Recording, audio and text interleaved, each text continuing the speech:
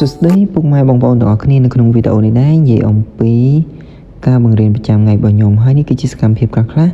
ដែលខ្ញុំបង្រៀននៅក្នុងថ្នាក់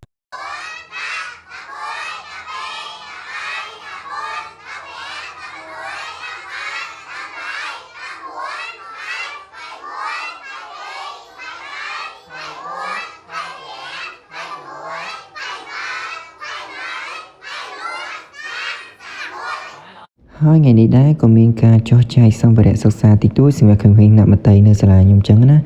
ដែលពួកគាត់ជាម្ចាស់ហាងកាហ្វេជ្រុងផ្សារនៅផ្សារកាច់ជ្រុងខាងតាខ្មៅយើងហ្នឹងហើយគាត់ក៏ជាមិត្តភក្តិខ្ញុំដែរដល់ពេលខ្ញុំនិយាយពីសិស្សរបស់ខ្ញុំទៅគាត់ចាប់អារម្មណ៍គាត់ក៏ចង់ទិញសម្ភារៈខ្លះៗមកចែកដល់ក្មេងៗទាំងអស់គ្នា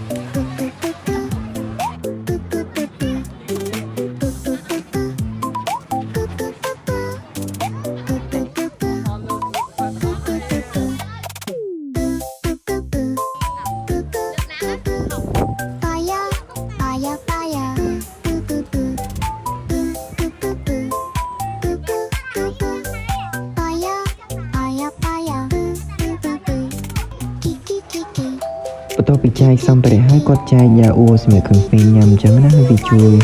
ប្រព័ន្ធលេខ5ដល់ក្មេងៗដែរនេះ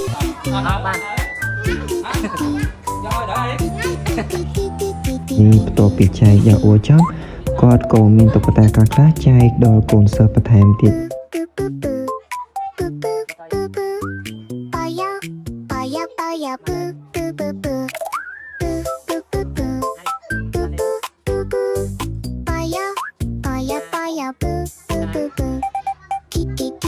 ខ្ញុំពិតជាសប្បាយចិត្តមែនទែនដែលបងព្រោះគាត់បានចុះចែកទាំងសម្ភារៈទាំងរបស់ញ៉ាំដល់ក្មេងៗទាំងតុក្កតាអីចឹងណាអញ្ចឹងមិនថាខ្ញុំទាំងកូនសិស្សហើយប៉ាម៉ាក់កូនសិស្សតែគាត់នឹងអង្គុយហ្នឹងគឺគាត់ពិតជាសប្បាយចិត្តមែនទែនបាទជាចុងក្រោយសូមជូនពរបងរកស៊ីមានបានមានសុខភាពល្អហើយហាងកាហ្វេបងលក់កាន់តែដាច់ច្រើនជាងមុនទៀតអរគុណច្រើន